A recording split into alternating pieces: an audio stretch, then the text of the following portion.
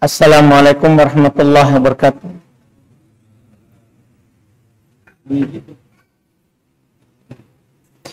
Alhamdulillahirabbil alamin.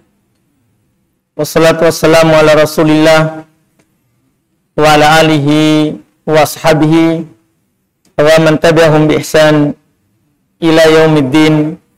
Amma ba'd. Kaum muslimin, jamaah salat maghrib rahimani wa rahimakumullah.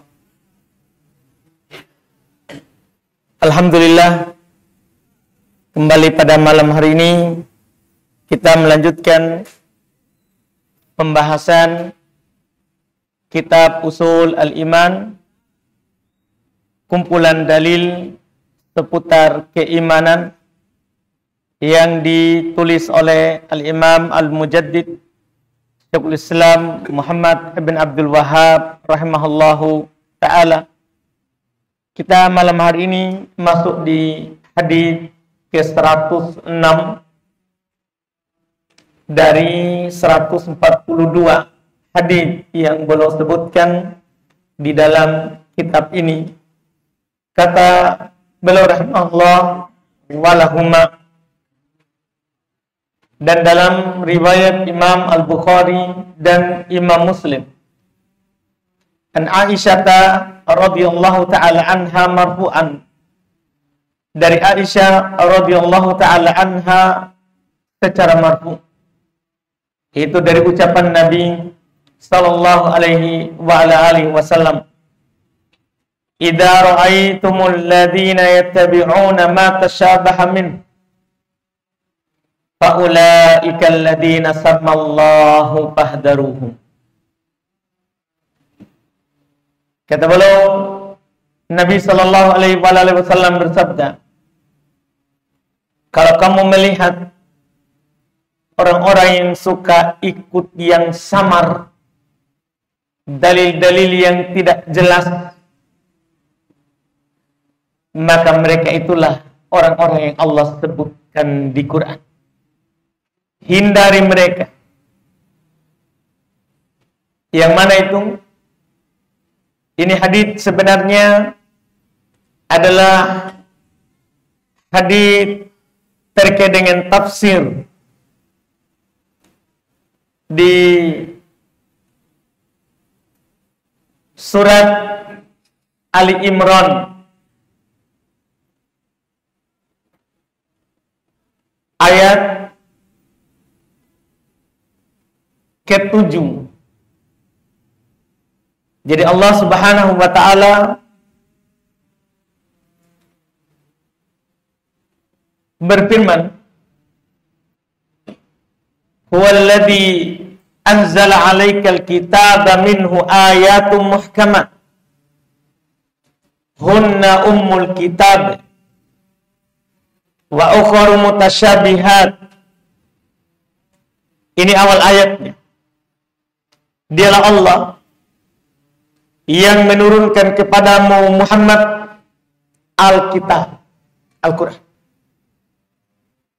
Minhu ayatun muhkamat. Dalam Al-Quran ini yang terkandung dalam 114 surat, itu ada ayat-ayat yang muhkamat, ayat-ayat yang jelas, terang, bagaikan matahari di siang bolong atau api di puncak gunung. Semua orang bisa memahaminya. Jadi Quran ada ayat seperti itu. Sekedar kita baca, kita langsung tahu. Tapi yang masalah, hunna ummul kitab. Ini yang disebut dengan ummul kitab, induk dari Al-Quran. Namanya tempat kita kembali. Kalau ada yang samar, kita baca ayat-ayat yang jelas. Itu disebut ibu. Kenapa ibu dibilang Karena dia tempat kembalinya seorang anak. Ibu. Quran ada di dalamnya ummul kitab, tempat kembalinya ayat-ayat Allah. Tapi kata Allah, wa ukharu mutasyabihat. Ada ayat-ayat lagi yang lain yang mutasyabihat, yang samar. Kita hanya sekedar baca, belum tentu kita pahami maknanya. Samar.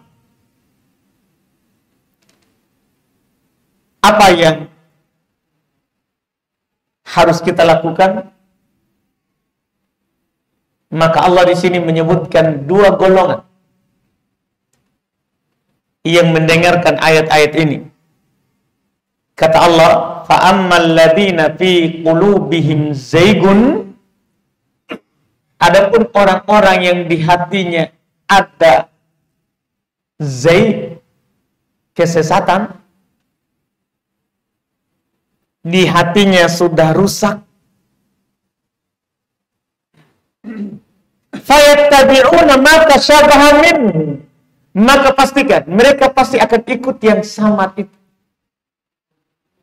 Tidak ada orang yang benar keyakinannya yang suka ikut yang samar. Ketika ada orang yang sudah salah dalam pemahaman, pasti suka cari ayat yang tidak jelas, yang sepertinya mengarah ke situ.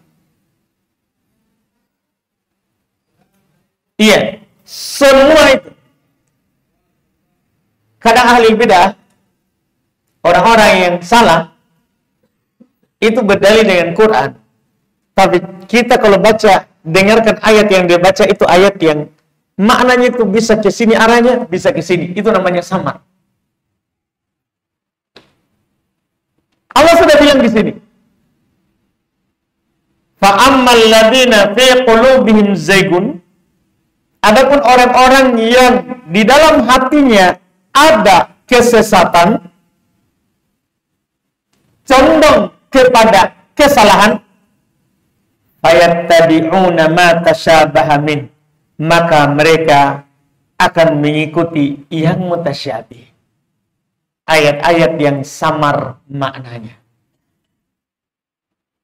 Kata Aisyah, idza ra'aitumul ladzina yattabi'una ma tasyabaha minhu, kalau kamu melihat orang yang ikut ayat-ayat yang samar, fahdaruhum, hindari. Ulaikal ladzina sammallah, mereka itulah yang Allah sebutkan ini di ayat, yang hatinya ada kesesatan. Hati-hati dari mereka. Nabi yang bilang begitu. Kalau ada orang yang suka cari ayat yang samar, yang bisa mendukung pemahamannya, artinya ambil ayat sebagian, tinggalkan sebagian. Ambil ayat yang samar, yang bisa mendukung pendapatnya, meninggalkan ayat-ayat yang tidak samar, yang tidak mendukung pembahasannya dan pemahamannya. Hati-hati dari mereka. Kita harus menjadi golongan orang kedua, yaitu yang Allah katakan, warrasikhuna fil ilmi yaqulun, orang-orang yang kokoh dalam ilmu, mereka akan berkata, orang yang benar ini, ilmunya kuat, mereka akan berkata, amanna bih, kullun min indi rabbina, kami percaya dengannya, semuanya dari sisi Rabb kami, yang jelas dan yang samar, semua dari Allah. Kita percaya apa yang Allah Subhanahu wa ta'ala sebutkan di dalam Al-Quran. Ini yang dikatakan oleh Aisyah di sini. Turun ayat ini di surat Ali Imran ayat 7 tadi. Aisyah menukil dari Nabi SAW. Nabi memberikan kepada kita peringatan. Idza ra'aitumul ladzina yattabi'una ma tasyabaha min, faulaikal ladzina sammallahu fahdaruhum. jika kamu melihat orang-orang yang suka ikut yang samar, mereka itulah yang Allah sebutkan tadi di surat Ali Imran ayat 7. Fahdharuhum, hati-hati mereka, hindari mereka. Iya,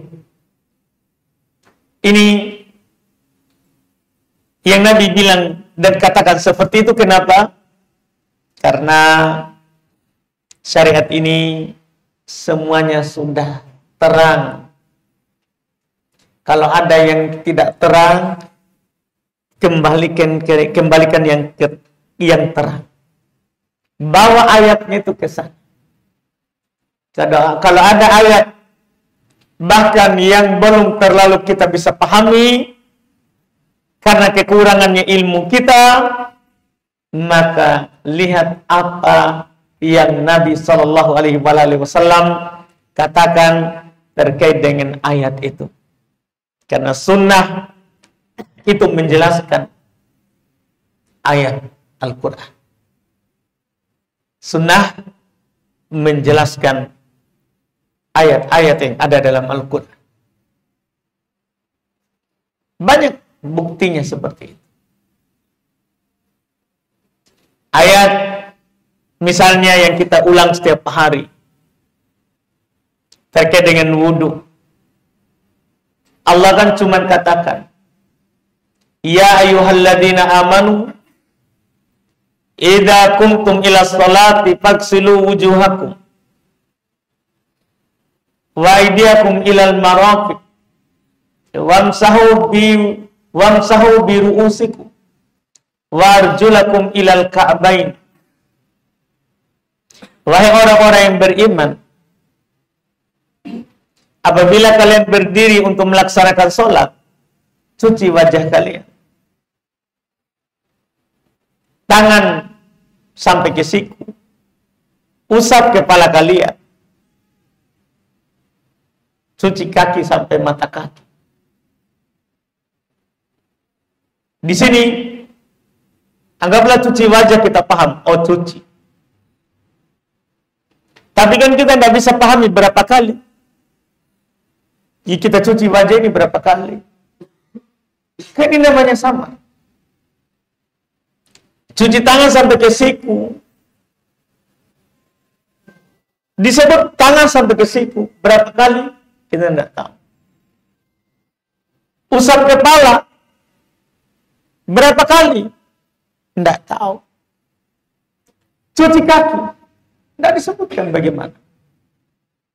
Ketika kita mau mencuci wajah, cuci apa dulu? Apa dulu yang harus kita lakukan? Kan sama. Bagaimana cara kita supaya tahu?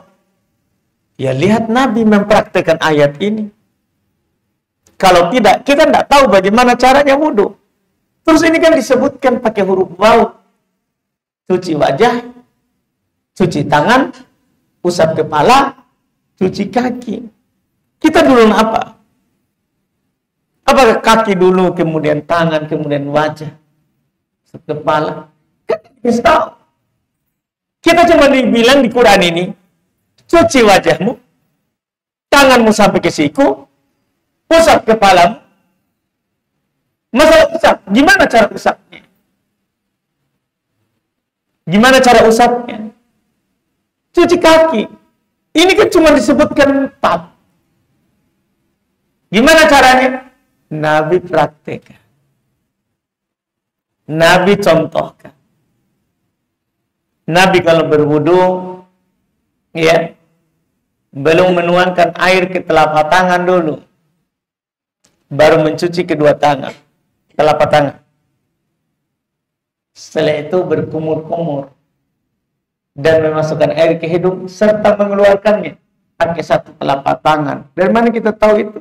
Nabi jelaskan, pakai satu telapak tangan. Jangan berkumur-kumur sama memasukkan air ke hidung pakai dua tangan. Iya, satu telapak tangan. 3 kali ambil air. 3 kali. Kalau kita berwudu 3 kali. 3 kali ambil air untuk hidung dan mulut, bukan 6 kali. Yaitu mulut 3, hidung 3. Nabi 3 kali. Iya, dengan 1 telapak tangan. Setelah itu cuci wajah.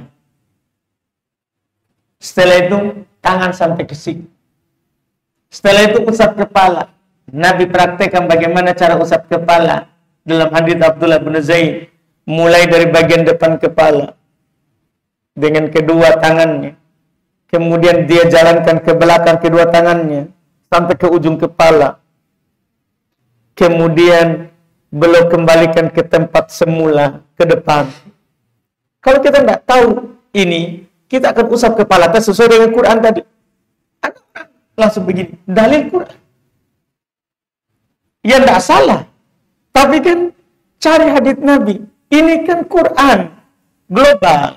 Gimana cara usapnya? Nabi contohkan. Belum basahi 2 tangannya. Baru belum mulai dari bagian depan kepala.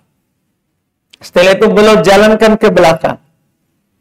Kemudian belum kembalikan ke depan. Ke tempat semula.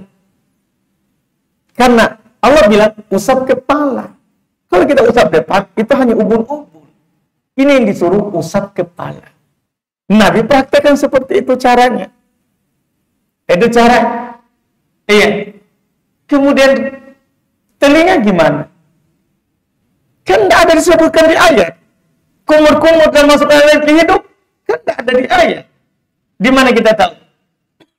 Diterangkan oleh sunnah. Jangan sampai kita berdalil dengan Quran, terus kita berbuat semaunya.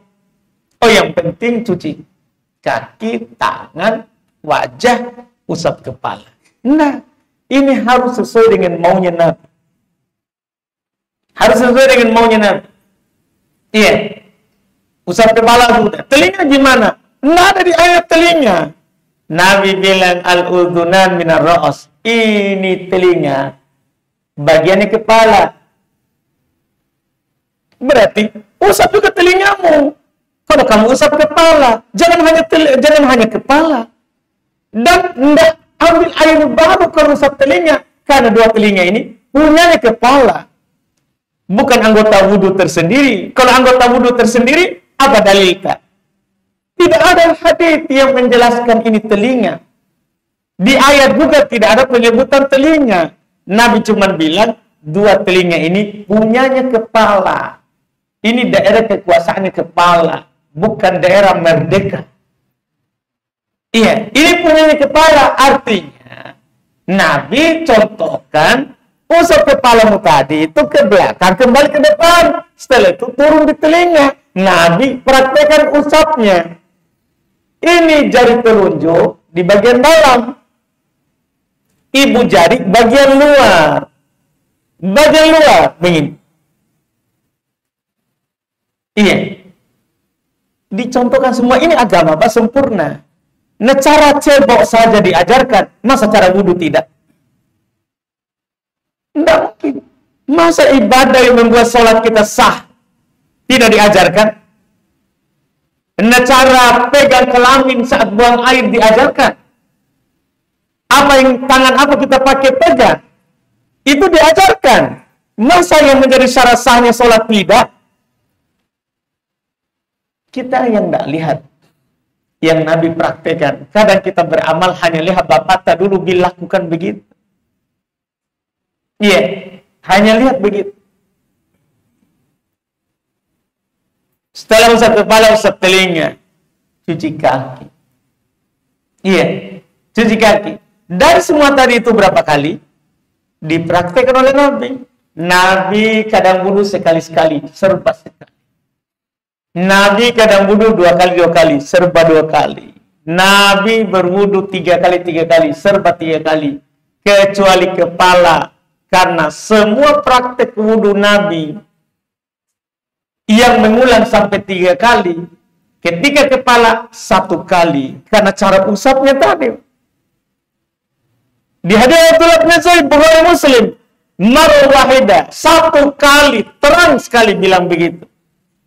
1 kali. Sementara yang lainnya 2 kali, 3 kali. Yang itu 1 kali.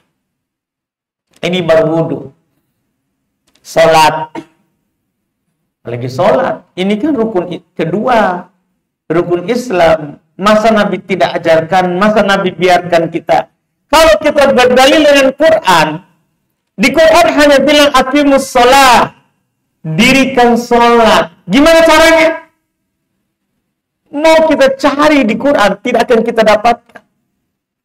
Bagaimana cara mendirikan sholat? Iya, tidak ada prakteknya, caranya. Siapa menjelaskannya? Nabi. Nabi. Belum pernah sholat di mimbar, di atas. Untuk memperlihatkan kepada sahabat caranya sholat. Dan mereka yang menukil ke kita. Nabi pernah ajarkan orang yang masuk masjid itu sholat. Yang sholatnya itu salah. Dia ulangi sampai 3 kali. Nabi bilang terus kepadanya, kamu kembali sholat, kamu belum sholat. Dia lakukan lagi. Datang kepada Nabi, kembali sholat, belum sholat. 3 kali. Sampai dia menyerah. Saya tidak bisa lebih bagus lagi daripada ini, yang sudah yang terbaik ini. Maka dia bilang, ajarkan kepada saya sholat. Nah, Nabi ajarkan sholat. Dari wudu, hadap kiblat, takbir, diajarkan. Diajarkan. Iya. Makanya, kita ini sebenarnya tinggal belajar.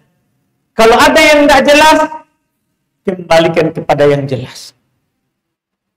Ada yang tidak jelas, kembalikan kepada yang jelas.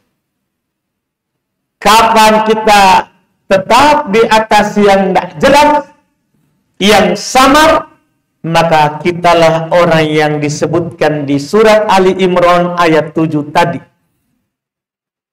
Fa'ammal ladzina fi qulubihim zaygun fayattabi'una ma tashabaha minhu. Adapun orang-orang yang di dalam hatinya ada kekeliruan, ada kesalahan, ada kesesatan, ada keberpalingan dari Allah, maka mereka suka mengikuti yang mutasyabih, yang samar. Mereka suka mengikuti yang samar. Untuk apa? Kenapa orang yang punya kesalahan dan kesesatan dalam hati suka ikut yang mutasyabih, yang samar? Allah jelaskan maksudnya. Ibtiga'al fitnah, mencari-cari fitnah untuk memfitnai orang. Bukan fitnah yang kita maknai, bukan, untuk mengajak orang juga kesesatan yang sama. Kesesatan yang sama yang dia anut. Itu yang dia harapkan.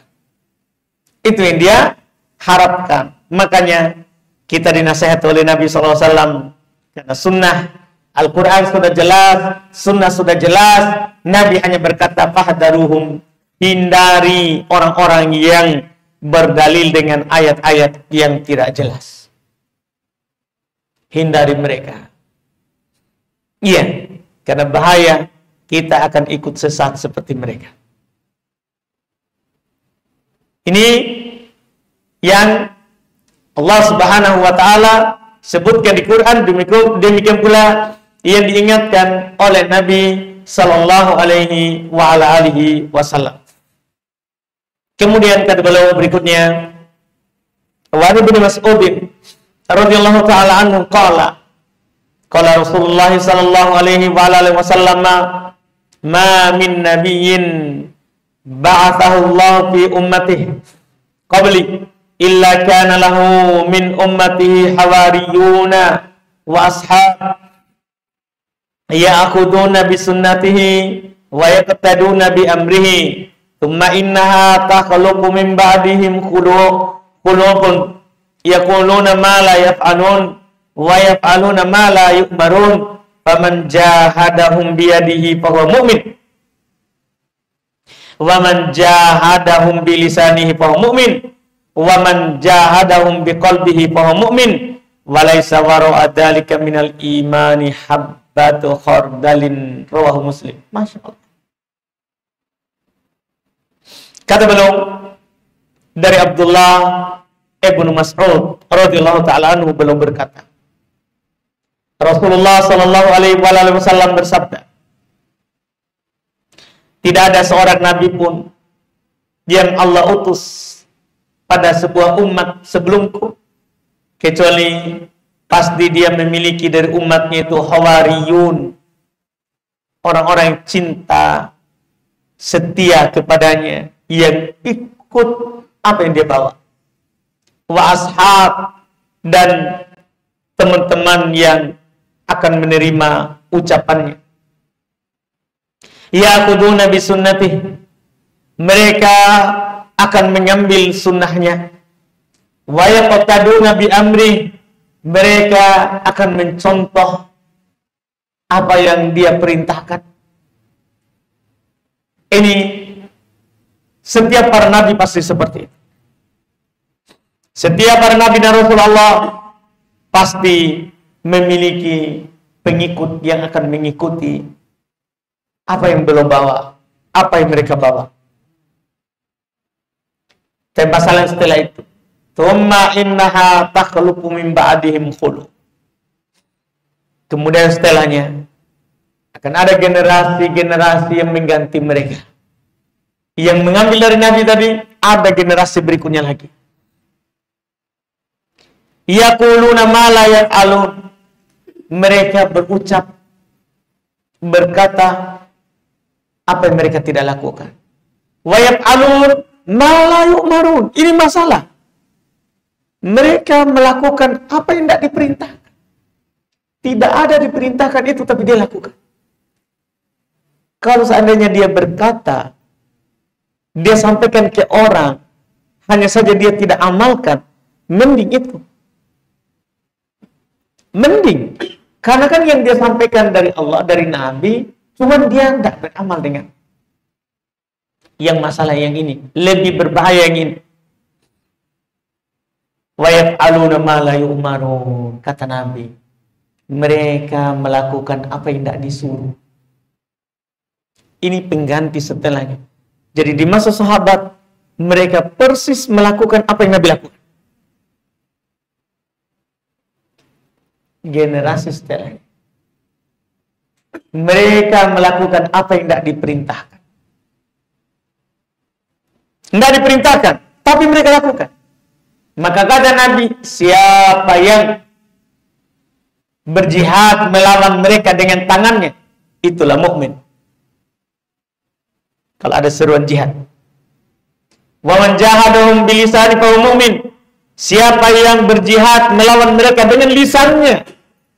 Sekarang tidak ada uraian, anjuran dan ajakan jihad kepada kita dengan pedang.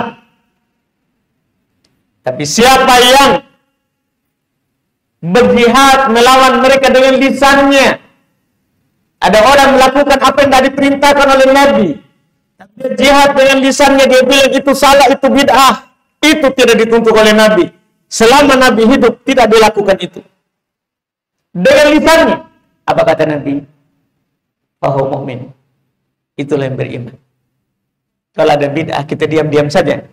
Mana keimanan tak kepada Nabi? Iya. Bahkan ada perbuatan bid'ah, malah kita pergi sana ceramah, mendukung. Bagus ini. Daripada kita main domi di luar, lebih kita masuk-masuk di dalam, melakukan perayaan bid'ah. Tidak boleh begitu. Harus ada jihad dengan lisan. Iya. Menyatakan yang benar walaupun pahit. Menyatakan benar yang benar walaupun akan ada orang yang mencela. Itulah mukmin yang berjihad dengan lisan. Kalau mampu. Wa man jahadahum biqalbi fa huwa mu'min. Siapa yang berjihad melawan mereka dengan hatinya, maka dia beriman. Minimal kita benci. Ini salah ini. Jangan sampai kita juga pergi ikut mengumpulkan telur. Bisa juga beli telur di pasar. Iya. Tidak ada pengingkaran dalam hati. Karena ada syahwat. Iya, harus ada pengingkaran dalam hati. Siapa yang mengingkarinya dalam hati? Bahwa mukmin maka dialah mukmin. Walaysa wara'a dzalika minal iman. Dan tidak ada di belakang itu berupa keimanan habbata khardal, walaupun sebesar biji yang paling kecil. Kalau di hati kita sudah tidak ada lagi pengingkaran terhadap apa yang dilakukan padahal tidak disyariatkan, tidak ada keimanan di hati kita itu. Paling tinggi kita ingkari dengan tangan. Kita halangi, tidak boleh lakukan itu. Kalau tidak bisa, karena itu biasanya tugasnya pemerintah. Iya, dengan tangan itu banyak pemerintah. Kita bisalah, tapi di rumah kita. Karena kita lah penguasanya di rumah. Kita tahan istri kita pakai tangan. Anak kita pakai tangan. Kalau dia melakukan apa yang tidak diperintahkan. Ingat itu tadi. Dia melakukan apa yang tidak diperintahkan. Kita tahan dengan tangan. Kalau tidak, dengan lisan. Kita sampaikan kepadanya. Kalau ada perkara yang dilakukan, mereka melakukan apa yang tidak diperintahkan oleh Nabi, sampaikan. Nabi selama hidupnya tidak melakukan itu. Abu Bakar, Umar, Utsman, Ali tidak melakukan itu. Kita sampaikan dengan lisan kita. Kalau juga kita tidak mampu dengan hati, tidak ada lagi di belakang itu sebesar biji khardal, biji yang paling kecil dari keimanan. Kalau tidak ada pengingkaran dalam hati, tidak ada lagi keimanan dalam hati kita. Tidak ada lagi keimanan dalam hati kita. Jadi harus ada ini. Namanya ingkar al-munkar. Mengingkari yang namanya kemungkaran. Kata Nabi, man ra'a minkum munkaran. Ini hadis riwayat Muslim. Tadi itu riwayat Muslim. Sahih. Harus kita pahami ini hadis. Iya. Dalam hadis yang lain Abu Sa'id Al-Khudri ya, riwayat Muslim juga, man ra'a minkum munkaran falyughayyirhu biyadi. Siapa di antara kalian melihat kemungkaran, ubah dengan tangan. Fa illam yastati, kalau tidak mampu fa bilisani, maka dengan lisan. Fa illam yastati, kalau tidak mampu fa biqalbi, dengan hati. Tidak perlu takut. Iya, untuk mengingkari yang namanya mungkar, untuk berkata itu salah, itu adalah bid'ah. Tidak perlu takut. Iya. Kalau kita dicela, dicemooh, jangankan kita, Nabi saja dikatakan begitu. Nabi dikatakan tukang sihir. Nabi dikatakan orang gila. Nabi dilempar, ditolak. Nabi saja mereka tolak. Karena begitulah. Karena ketika Nabi SAW diutus, turun Jibril kepadanya membacakan 5 ayat pertama dari surah Al-Iqra, surat Al-Alaq. Iqra bismi rabbikal ladzi khalaq. Maka Nabi dibawa oleh istrinya ke orang Nasara yang sudah tua, Warqah bin Naufal. Dia katakan, inilah yang datang kepadamu ini adalah namus Jibril. Yang datang kepada Nabi Musa. Sekiranya nanti saya masih hidup saat kamu diusir oleh kaum. Nabi bilang, apakah mereka akan mengusir saya? Nah ini kan mereka sudah kenal saya dari kecil. Saya tumbuh di Makkah. Apakah mereka akan mengusir saya? Kata Warqah bin Naufal, tidak ada seorang pun yang membawa apa yang kamu bawa itu kecuali pasti akan dimusuhi oleh kaumnya. Nyata. Jangan kaumnya, pamannya, itu memusuhi Nabi SAW. Begitulah. Kalau kita menyampaikan sesuatu, tidak ada orang memusuhi kita, ada masalah itu. Berarti kita ikut orang itu. Pasti kita ikut yang dimaukan oleh orang. Makanya banyak orang yang ikut, karena kita tidak pernah bertentangan dengan mereka. Tapi coba, kita berani bertentangan dengan mereka, kita akan ditinggalkan. Coba bandingkan saja. Dai pengajak kepada bid'ah yang tidak pernah mengingkari namanya maulid. tidak mengingkari tahlilan, tidak mengingkari sholat dikir berjamaah atau berjamaah setelah sholat 5 waktu, tidak mengingkari bid'ah-bid'ah yang lain yang lebih besar, bahkan tidak mengingkari orang pergi berdoa di kuburan, tidak mengingkari orang yang pajang foto orang soleh untuk bertabaruk, mengambil berkah dengannya. Banyak orang itu. Banyak orang itu. Kenapa? Tidak menyampaikan yang benar. Didakwakan oleh Nabi. Tapi kapan dia sampaikan yang benar? Nabi saja orang tinggal. Apalagi hanya sekedar kita. Bukan Nabi. Yang kita pasti ada dosa tak? Ada kesalahan tak? Bahkan tidak seorang pun dari kita ada dosa yang selalu kita lakukan. Dari dulu sampai sekarang masih kita lakukan. Apalagi yang seperti itu. Yang kalau seandainya mungkin orang kalau tahu saya punya dosa, tak ada yang orang duduk di sini sekitar. Seandainya ini dosa punya bau, tidak ada orang, tidak ada kita datang ke sini. Kalau seandainya punya bau, dan alhamdulillah Allah menutup kesalahan dan dosa-dosa kita. Nabi, orang yang dijamin sudah dibersihkan hatinya di usia 2 tahun 4 bulan, sudah dicuci hatinya, dibelah dadanya, tidak pernah melakukan kesalahan, mereka tolak. Apalagi kita. Makanya tidaklah, kata Waraqah bin Naufal, ini peringatan untuk kita semua kepada Nabi. Nabi bertanya kepadanya, Waraqah bin Naufal, kalau seandainya saya hidup saat kamu diusir oleh kaummu.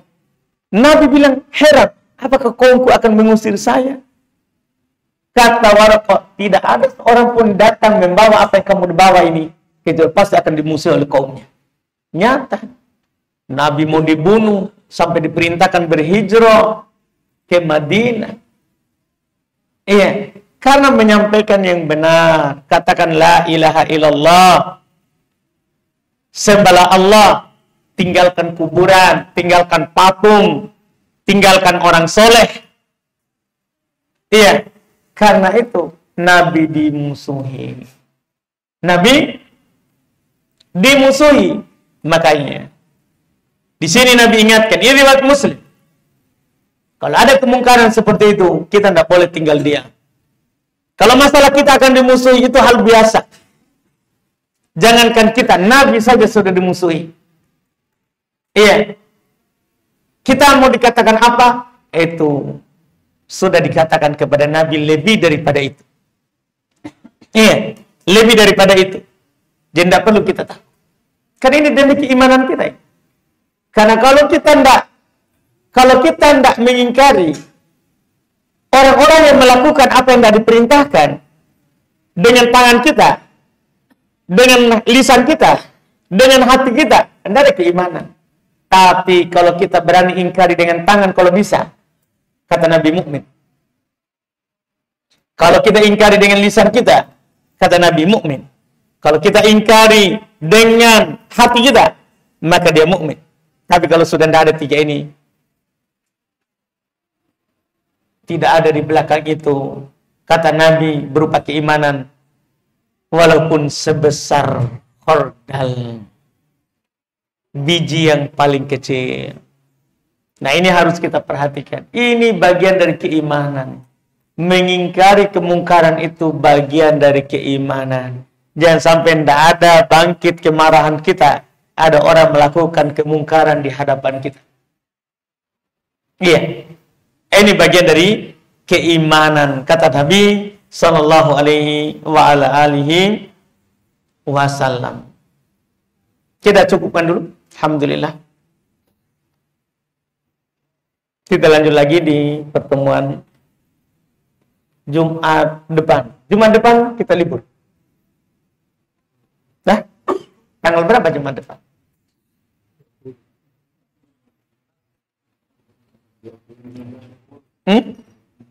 Oh iya, kita libur. Saya ada safar, pergi. Jadi ini kalau ada pertanyaan, tanya memang supaya tidak disimpan pekan depan. Silakan Pak.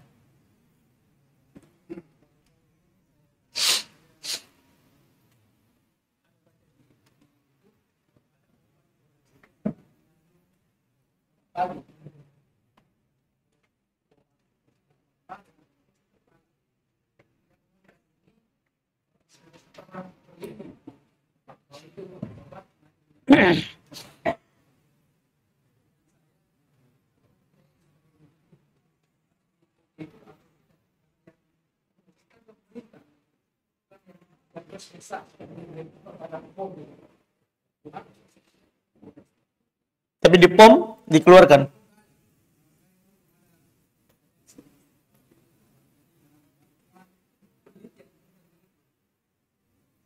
Jadi kalau memang ini betul, ya mungkin boleh karena kan ada seperti ini.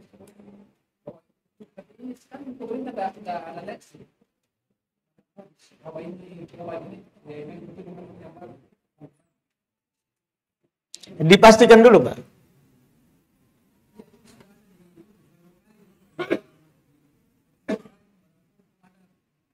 Enggak, Pak. Kalau sekarang, kalau saya YouTube, Pak, jangan kita terlalu percaya. Sekarang dunia konten. Sekarang, Pak, semua orang sekarang ini dunianya konten. Apa-apa yang viral itu yang mau dikontenkan. Karena makin banyak orang nonton, gitu Pak. Jadi hati-hati. Jangan sampai kita korban TikTok. Gitu Pak. Iya. Pokoknya kalau kita betul itu, sudah kita jangan lakukan itu. Jangan, kita tinggalkan obat tadi. Begitu Pak. Iya. Kalau memang betul. Biasanya kan juga orang akan kasih keterangan apa di situ bahannya. Iya. Jadi sekali lagi bukan hanya untuk Bapak, semua kita. Sekarang ini adalah dunia konten. Dunia konten, Pak. Kadang tidak salah, tapi karena mau dicari kesalahan dan itu seru kontennya akan dikontenkan. Jadi kita harus hati-hati. Jangan sampai itu tadi kita korban kontennya orang. Korban kontennya orang. Yang kita tidak tahu siapa itu dia. Ini orang amanah atau tidak. Ini orang bagaimana. Cuman kita korban konten. Jadi kita sekarang harus hati-hati begitu. Iya. Ini masalah tentunya. Iya. Kalau ada sesuatu yang seperti itu. Minimal kalau memang betul kita tinggalkan saja. Adapun untuk berbicara. Membicarakannya. Enggak. Sampai jelas. Seperti itu, Pak. Wallahu a'lam. Ada lagi? Kalau tidak, Pak Haji terus. Silakan, Pak. Waalaikumsalam. Nanti itu bagi kamu suka. Di anaknya terlalu banyak. Atau penyamping atau melalui pada sasarannya. Iman itu anak Yusufana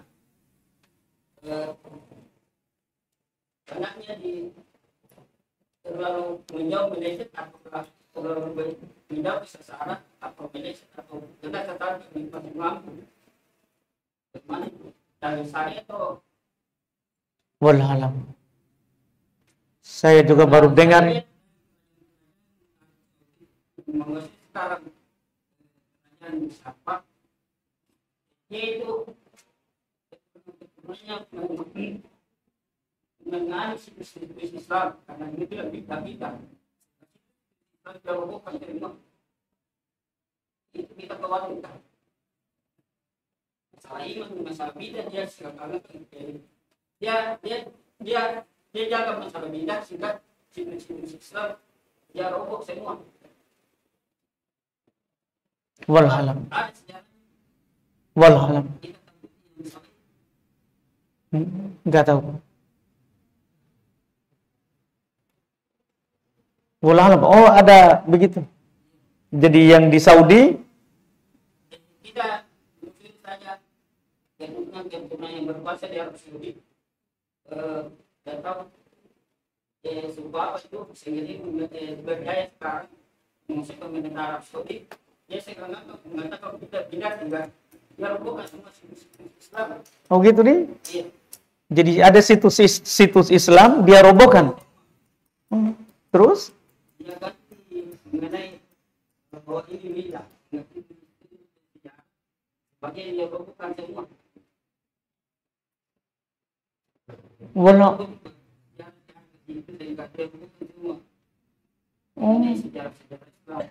Begitu Pak? Seperti contoh?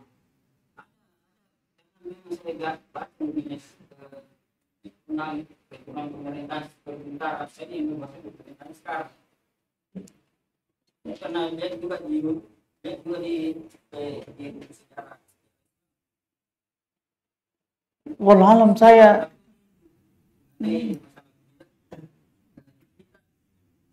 bisa menjaga Islam santai saja Pak. Jadi ini sebenarnya agama Islam ini dijaga Pak. Walaupun tidak ada kita dan tidak ada saya. Walaupun tidak ada pemerintah Saudi. Walaupun mereka berusaha mau merobohkan, anggaplah. Syariat Islam ini Pak Allah jaga, bukan orang. Bukan orang. Jadi tenang saja, nggak usah khawatir. Karena Allah jamin, inna nahnu nazzalna dzikra wa inna lahu lahafidun. Sungguh kami menurunkan ini syariat dan kami akan menjaganya. Jadi jangankan pemerintah Saudi, semua pemerintah di dunia ini berusaha merobohkan Islam, tidak mampu. Karena Allah yang menjaganya. Jadi tidak perlu kita khawatir seperti itu. Kalau memang itu.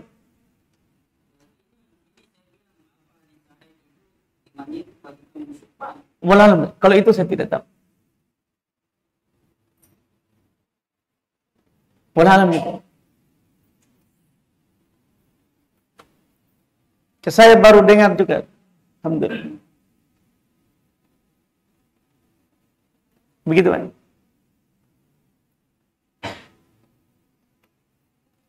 Cukup Pak? Baik. Haji terus?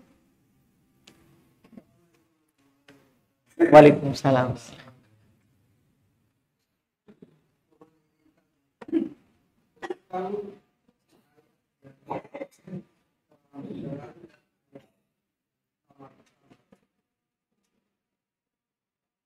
Bagaimana sih pertanyaan?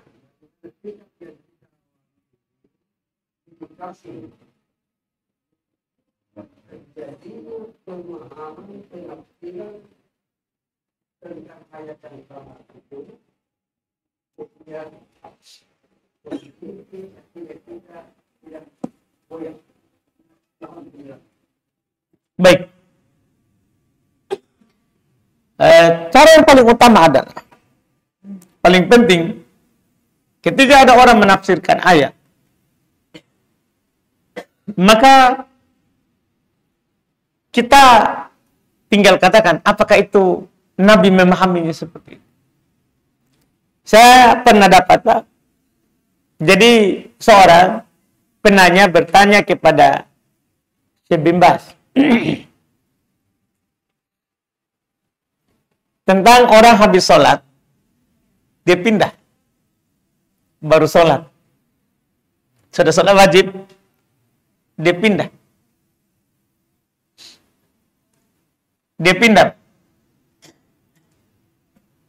Apakah itu ada tuntunannya? Belum bilang tidak ada. Tidak ada tuntunannya kita habis sholat wajib. Kita bergeser dulu baru sholat lagi. Atau habis sholat satu lagi. Kalau mau ulang, geser lagi baru sholat. Jadi baru tanya. Apakah ada tuntunannya itu? Dia bilang tidak. Tapi kan Allah Subhanahu wa taala berfirman, "Yauma idzin tuhadditsu akhbarah." Pada hari kiamat, bumi ini akan beritakan apapun yang dilakukan di atasnya. Saya mau bumi ini mengabarkan bahwa saya setelah sholat di sini, kemudian di sini, kemudian di situ. Makanya saya pindah-pindah. Apa kata beliau? Tidak ada yang dilakukan. Nabi tahu itu ayat. Tapi apakah Nabi dinukil belum berpindah-pindah? Sahabat tahu itu ayat. Tapi apakah Nabi, sahabat memahami seperti yang kamu paham? Ketika mereka tidak memahami seperti itu, maka bukan itu pemahaman. Itu ayat hanya mengabarkan bahwa bumi ini akan bersaksi untuk kita. Tidak ada di situ dipahami kalau kita sholat pindah-pindah. Karena Nabi tidak memahami seperti itu. Jadi ketika misalnya Pak Haji, saya bilang sama kita, ini ayat pemahamannya begitu. Kita tanya kepada kita, apakah Nabi memahami seperti itu? Begitu Pak. Ada ayat sebenarnya saya mau kasihkan kepada kita. Dalilnya orang yang melakukan bid'ah maulid. Itu orang lakukan bid'ah maulid. Itu berdalil dengan Quran. Juga berdalil dengan hadis Nabi. Saya akan sebutkan kepada kita Quran. Jadi mereka berdalil dengan Quran ayat surah Yunus. Surah Yunus ayat 58. Jadi Allah berfirman, Qul bi fadlillahi wa bi rahmatihi fabidzalika falyafrahu. Huwa khairum mimma yajma'un. Katakan wahai Muhammad, dengan karunia dari Allah dan rahmatnya, hendaklah dengan itu mereka bergembira. Mereka bergembira dengan karunia dari Allah. Karunia Allah dan rahmatnya itu adalah lebih baik daripada apa yang mereka kumpulkan. Mereka bilang, rahmat apakah? Karunia apakah yang lebih besar daripada lahirnya Nabi? Diutusnya Nabi kepada kita. Maka kita diperintahkan untuk bergembira dengannya. Kita rayakan dong. Kan kita bergembira dengan lahirnya Nabi. Rayakan. Ini ayat dipakai. Kalau saya bilang begini sama Pak Haji, pasti Pak Haji langsung ngomong. Ya juga ya. Ini kan Quran.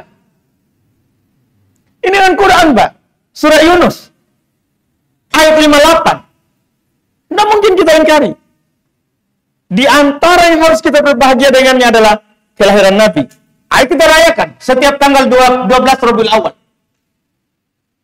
Karena kita dikatakan oleh Allah, fal yafrahu. Hendaklah kita bergembira dengan itu. Ayo kita rayakan. Apalagi kalau saya jelaskan berapi-api seperti itu, pasti Pak Haji mau lakukan. Tapi coba Pak Haji tanya, orang berdalil dengan ayat itu. Apakah Nabi Muhammad tidak tahu itu surah Yunus ayat 58? Kalau dia bilang tahu. Karena kepada Nabi diturunkan. Terus kenapa Nabi tidak amalkan? Kenapa Nabi tidak merayakan maulidnya? Nah itu ayat diturunkan kepada beliau.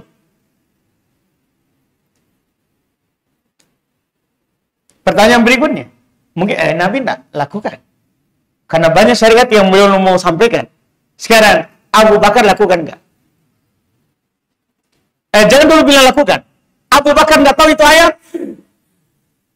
Nah ini Abu Bakar. Dari awal Nabi diutus, dia sudah percaya. Makanya dia bilang As-Siddiq. Dia sudah bilang, saya beriman kepadamu. Dari awal Nabi diutus. Sampai Nabi meninggal, dia masih bersama Nabi. Idhuma fil ghar, bahkan dialah yang bersama Rasulullah di goa saat dikejar oleh orang musyrikin hijrah ke Madinah. Kita di mana? Abu Bakar memimpin kaum muslimin setelah Rasulullah itu 2 tahun. Apakah beliau tidak tahu itu ayat? Nah Abu Bakar ini tahu semua ayat di Quran karena beliau menemani Rasulullah. Susah senang. Abu Bakar tahu atau tidak? Kalau dia bilang tidak tahu,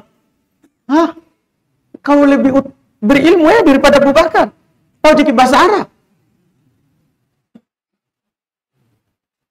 Kamu saksikan Quran turun. Iya, kamu disebutkan di Quran namamu. Bahaya itu, terlalu berani. Kalau dia bilang, tahu, kenapa dia tidak lakukan? Jadi kamu lebih semangat daripada Abu Bakar. Yang Abu Bakar itu datang menginfakkan seluruh hartanya. Kamu berapa hartamu yang kamu infakkan? Jadi kamu lebih semangat dari Abu Bakar. Kamu lebih semangat dari Umar. Jadi Umar tidak tahu itu ayat. Ali tidak tahu. Ali tidak tahu itu ayat. Begitu, Pak.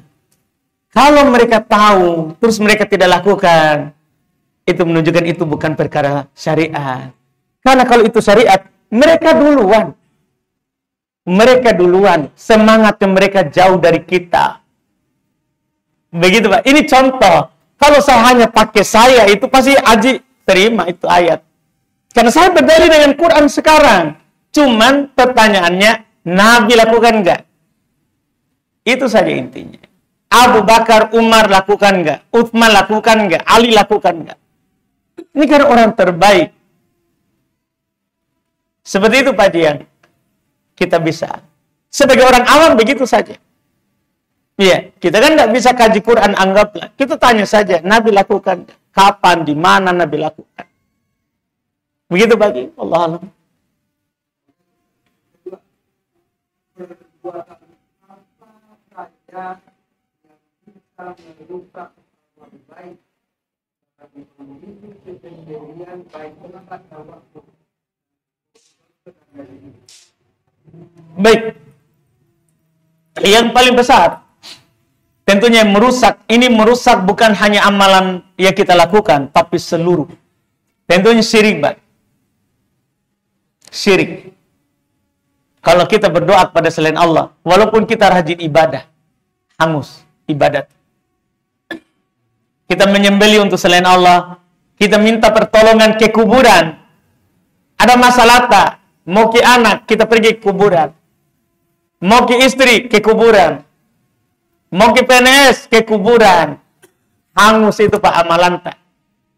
Kata Allah yang bilang itu bukan saja yang sampai sebentar kita bilang keras ustaz kah. Iya. Allah yang bilang, walau asyraku lahabitu anhum ma kanu ya'malun. Kalau mereka syirik, batal semua yang mereka lakukan.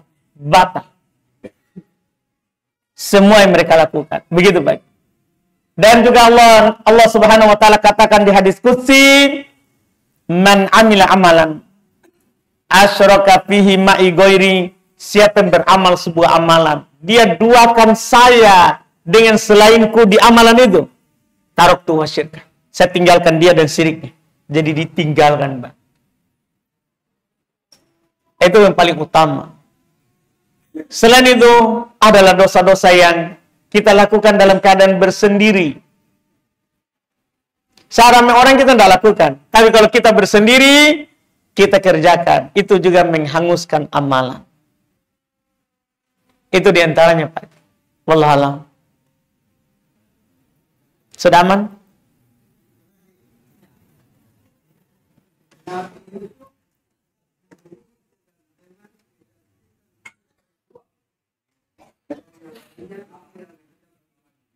Tanya, kalau Nabi Muhammad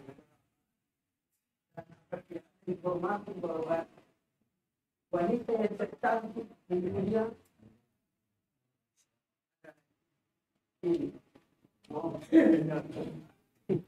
baik, Bang.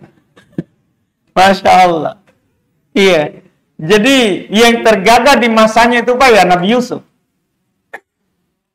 Di masanya diberikan keindahan, kegagahan. Perempuan tercantik di masanya istrinya Nabi Ibrahim. Makanya anaknya gagah. Kan Nabi Yusuf dari keturunannya Ibrahim sama Sarah. Perempuan tercantik di dunia. Ya Nabi Muhammad jelas gagah, Pak. Keturunannya juga Ibrahim. Begitu, Pak. Cuma Nabi Muhammad juga waktu Isra Mi'raj beliau lihat Nabi Yusuf yang diberikan kegagahan. Iya, setengah kegagahan, Pak. Kalau kita ini kita bagi-bagi banyak. Iya, alhamdulillah. Iya, seperti itu Pak Haji. Alhamdulillah.